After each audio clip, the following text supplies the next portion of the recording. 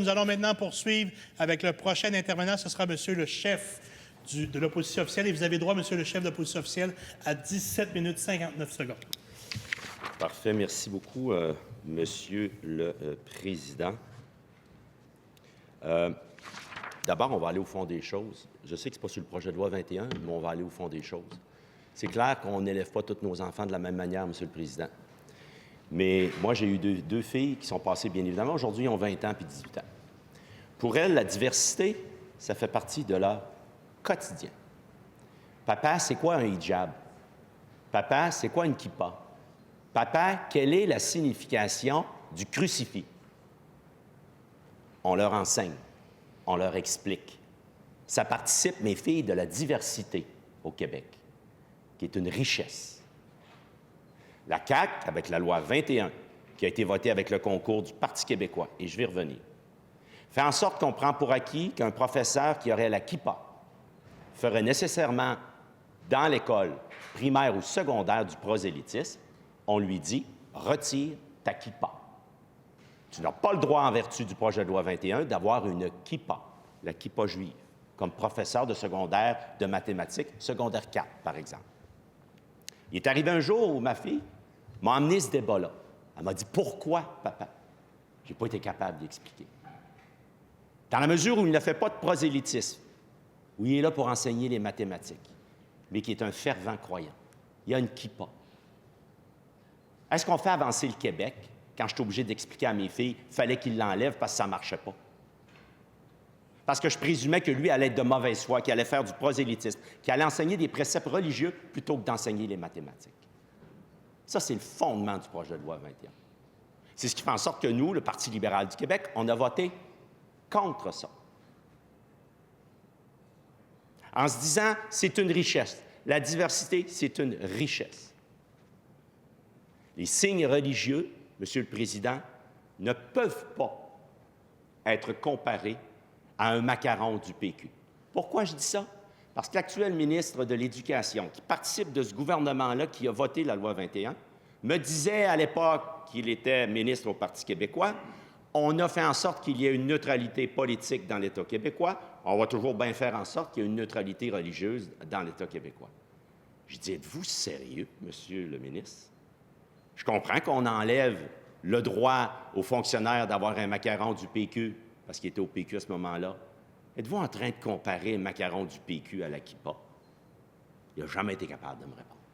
Parce que pour lui, la neutralité politique, c'était aussi nécessaire et vice-versa que la neutralité religieuse. Pas de signe religieux, parce que vous êtes de mauvaise foi, parce qu'on présume que vous êtes de mauvaise foi et que plutôt que d'émettre un permis de conduire, plutôt que d'enseigner les mathématiques secondaires 4 et 5, vous allez en profiter pour parler de religion et d'essayer d'enfoncer vos idées puis vos croyances religieuses dans la tête de nos jeunes.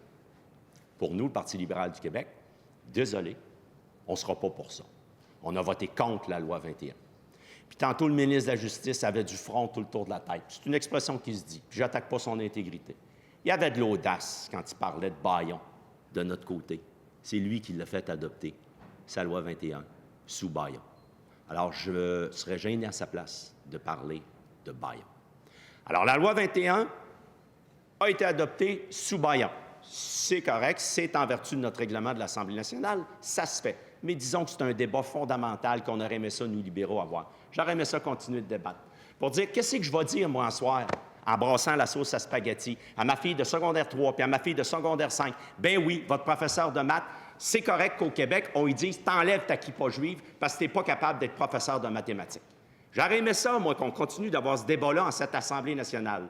Puis c'est bizarre. Le ministre de la Justice puis le premier ministre disent « On est là, nous, pour faire respecter les prérogatives puis la souveraineté du Parlement. » Le débat n'a pas eu lieu. Le débat a été court-circuité. Le débat a été bâillonné. C'est correct, il l'a fait en vertu du règlement de l'Assemblée nationale, mais qu'ils ne viennent pas nous parler de bâillon. Qu'ils ne viennent pas nous parler non plus que nous, les libéraux, parce qu'on a voté contre sa loi la semaine passée, puis je vais vous dire le contexte de la loi, on a voulu enlever des pouvoirs de l'Assemblée nationale. Je vous laisse juger. Ce n'est pas parce qu'on n'est pas d'accord avec le premier ministre. Je suis autant député que le premier ministre. Il vote pour sa loi, je vote contre sa loi. Ça ne veut pas dire que moi, je suis en train d'enlever des pouvoirs à l'Assemblée nationale. Le comprenez-vous à la maison, le raisonnement tordu qui a été lancé jeudi passé? Ça, c'est le fond du débat du projet de loi 21, qui a été court-circuité. On vient de vanter la collègue de Hall, imaginez-vous donc, on a fait avancer le Québec, puis qu'on a concrétisé la laïcité, puis que c'est ça le Québec. Je pense pas, moi, que c'est ça le Québec. Je pense qu'on doit enseigner à nos jeunes la diversité, le respect. Le professeur de mathématiques, il est là pour enseigner les mathématiques secondaire 4 à ma fille qui est en secondaire 4. Il peut avoir la kippa juive. Mais ça ne veut pas dire que je vais lui dire « choisis entre tes croyances qui te font porter la kippa ». Comme au même titre, je te dirais « enlève ton macaron du PQ ». C'est pas le Québec que je veux, dans lequel je veux vivre. On ne peut pas dire cela à un professeur « choisis ta religion ou ta job ». Ta religion ou ta job. Nous autres, les valeureux libéraux de l'opposition officielle, on a voté contre sur cette base-là. La population jugera. On avait-tu raison, on avait-tu tort? Les choix sont clairs. Chose certaine, en passant, il nous manque 5 000 professeurs. 5 000 professeurs depuis 5 ans qui ont quitté, qui ont démissionné. Il y en a là-dedans qui avaient des signes religieux, puis qui ont dit, bien, écoutez, on me demande de choisir, je vais aller faire d'autres choses. Alors, la population jugera. Est-ce qu'on a bien fait de voter contre ça? Premier ministre, la semaine passée, parce que sa loi, c'est pas tout, il a fait adopter sa loi sous bâillon, c'était notre position, je vous en ai fait état, c'était la leur. On a voté contre, ils ont voté pour, c'est la loi du Québec, parfait. Mais bâillonner les députés de l'Assemblée nationale pour le premier ministre Kakis avec l'alliance, l'appui du PQ, parce qu'il y a une alliance PQ-CAQ dans ce débat-là, c'était pas suffisant. Il fallait faire en sorte que l'on puisse s'assurer, imaginez-vous donc, par une utilisation, oui, qui est en vertu de nos chartes, s'assurer que personne, jamais, devant un tribunal, ne pourra soulever quelques droits ou libertés fondamentales que ce soit pour la Charte canadienne ou la Charte québécoise. Ils ont mis dans leur loi 2 cadenas qui font en sorte que vous ne pouvez pas, pour les 38 articles de notre Charte québécoise des droits et libertés, vous ne pourrez jamais contester leur loi. Jamais. Ça s'appelle la clause non-obstant, la clause de dérogation. Ça veut dire que la loi, elle s'applique de façon dérogatoire à la Charte québécoise. La clause non-obstant, elle s'applique de façon non-obstant la Charte québécoise. Même chose pour la Charte canadienne. Dans ce débat-là, la Charte canadienne des droits et libertés protège les mêmes droits que la Charte québécoise des droits et libertés.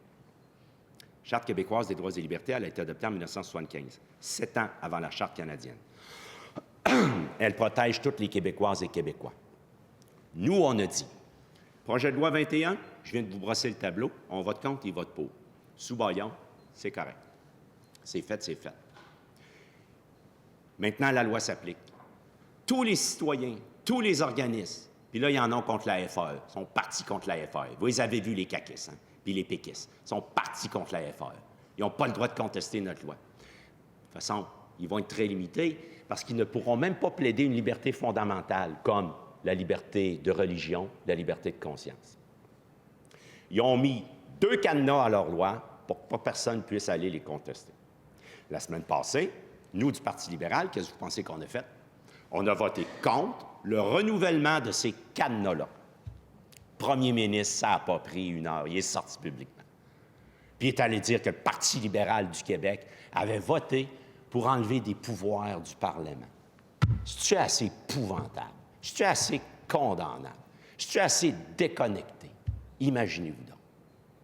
Puis tantôt, le ministre de la Justice disait, il faisait une analogie. Comme ministre de la Justice, il prenait, je vais vous expliquer c'est quoi une poursuite bâillon. Une poursuite bâillon, c'est un citoyen qui fait face à un autre citoyen puis qui veut le faire taire. Alors, il introduit un recours en justice contre lui ou elle pour le bâillonner, puis te dire, tu vas aller devant un tribunal, ça va te coûter du temps, ça va te coûter de l'argent, je vais te traîner devant un tribunal, tu vas peut-être faire faillite. Ça, c'est une poursuite bâillon pour le faire taire. Il y a une loi, le Code de procédure civile, qui interdit les poursuites bâillons. Le ministre de la Justice a dit que nous étions du camp, nous, qui voudrions permettre les contestations judiciaires, du camp de celles et ceux qui voudraient faire des poursuites bâillons. Donc, pour le ministre de la Justice, imaginez-vous donc, gardien de nos droits, on repassera, dans ce contexte de l'alliance PQ-CAQ, a assimilé les citoyens et citoyennes, mon professeur de mathématiques secondaire 4, qui a la kippa juive, l'a assimilé à quelqu'un qui, de mauvaise foi et en abus de droit, viendrait vouloir bâillonner un citoyen si d'aventure il voudrait contester la loi 21 en vertu de la Charte québécoise des droits et libertés ou de la Charte canadienne. Il l'a assimilé à quelqu'un qui agit de mauvaise foi de façon abusive. Rapidement, Monsieur le leader. On prête des citations, on fait des amalgames, ce sont des propos blessants. Le chef de l'opposition officielle le sait très bien, c'est un parlementaire. On peut être prudent, mais je ne vois pas ici de prêter d'intention. Je vous invite à poursuivre. Non, ça va faire. Ça va faire, Monsieur le Président. Ça va faire. On a le droit de s'exprimer encore à l'Assemblée nationale, Monsieur le Président. Je poursuis l'analogie. Il a même fait l'analogie avec les violences conjugales et les violences judiciaires. Il a poursuivi son analogie. Les libéraux, par notre positionnement, par notre motion aujourd'hui, puis dans tout ce contexte-là, on était celles et ceux qui favorisaient les violences judiciaires de ceux qui font des violences conjugales. Imaginez-vous donc. Imaginez-vous donc le caractère totalement irrationnel et déconnecté de ce gouvernement-là. Ça voudrait donc dire que toutes celles et ceux qui pourraient contester cette clause-là, qui pourraient contester cette loi-là en vertu de notre Charte québécoise, de notre Charte canadienne, seraient assimilables à des gens qui agissent de façon abusive, de façon déraisonnable, des gens qui font de la violence judiciaire, des gens qui sont condamnables. Et que c'est pour ça, donc, qu'ils ont dit que notre loi 21, on va mettre les deux cadenas, ça n'arrivera pas, on est justifié, circuler, il n'y a rien à voir. Dans une société de droit, c'est ce que le collègue de l'Acadie met dans notre motion du mercredi de l'opposition officielle libérale, dit que dans une société de droit, savez-vous quoi?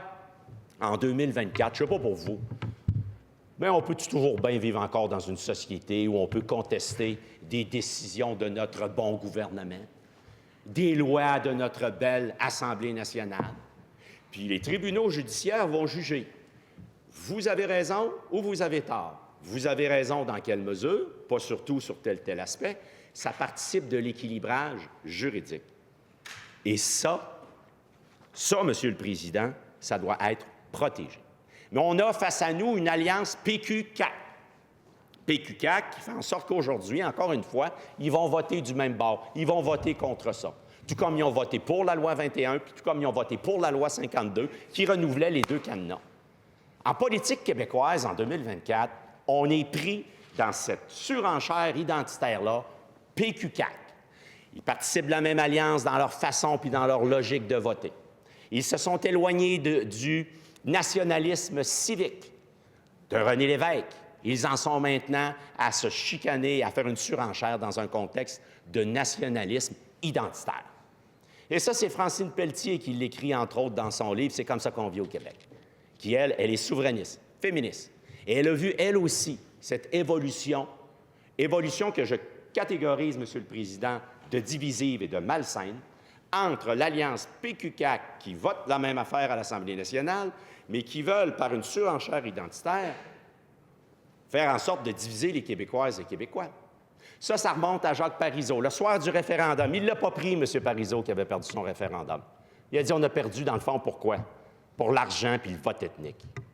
Pardon, le vote ethnique. Il a dit, oui, on était 60 à voter oui, la prochaine fois, on sera 62, 63. Entre nous, on peut-tu parler du nous, les francophones, puis ça passera. Depuis ce temps-là, le Parti québécois a été parti, Monsieur le Président, puis j'ai le droit de le dire en cette Assemblée nationale, sur une dérive identitaire. La CAQ et le premier ministre ont voulu manger dans ce lunch-là. Puis aujourd'hui, les deux chicanent. Les deux chicanent sur l'identitaire. Ça veut dire quoi, ça, Monsieur le Président, de façon concrète et tangible? Ça veut dire que le premier ministre, pour lui, l'immigration, c'est une menace, pour le PQ aussi. Le bilinguisme, c'est une menace, PQ aussi. Le fédéralisme, c'est une menace, PQ aussi. Puis les tribunaux, c'est une menace, PQ aussi.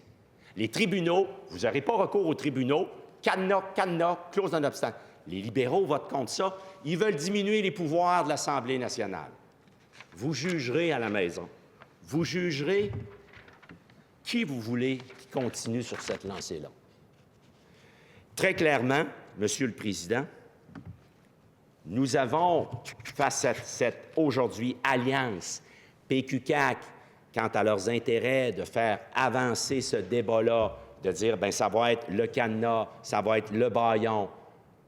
Et c'est comme si, pour la CAQ, la loi qu'ils ont votée, c'était l'entièreté des 9 millions de Québécoises et Québécois qui étaient d'accord. C'était l'entièreté des Québécoises et Québécois qui allaient être pour, et que si l'on contestait ça, on contestait la nation québécoise tout entière. C'est là où nous amène la dérive de la surenchère PQ-CAQ, la dérive identitaire, de se diviser. Des immigrants, il y en a trop. Il y en a qui travaillent dans nos CHSLD, puis qui s'occupent de notre monde, qui sont dans le système de santé, qui se sont levés un matin, il y a le cadran sonné, là, les travailleurs étrangers temporaires. Là. Travailleurs étrangers temporaires, là, puis qui ont travaillé, puis qui sont là pour nous aider. On ne parle pas des demandeurs d'asile, ça, on l'a déjà dit. Demandeurs d'asile, le Québec a fait sa part.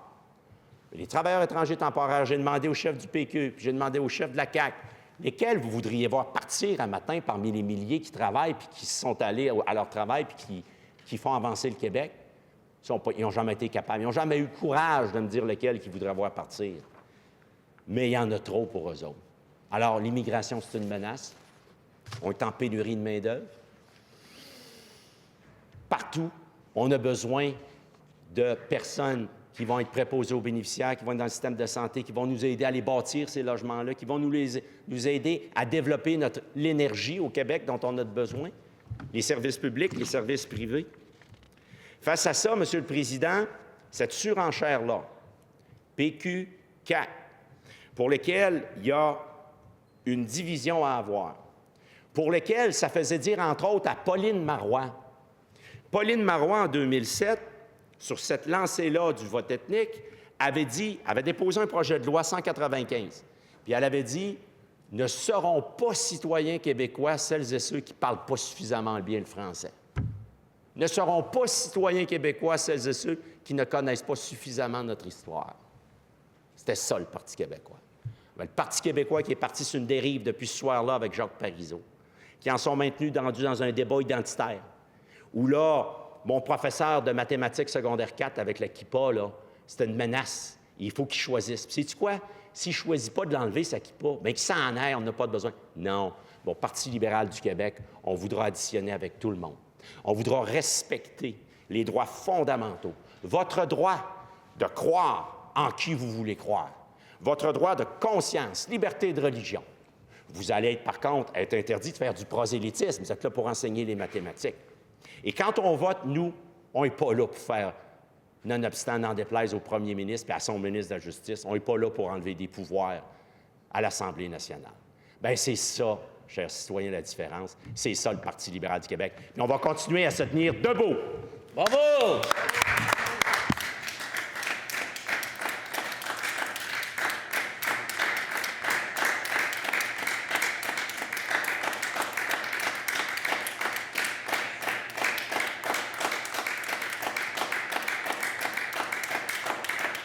Merci beaucoup, Monsieur le chef de l'opposition officielle.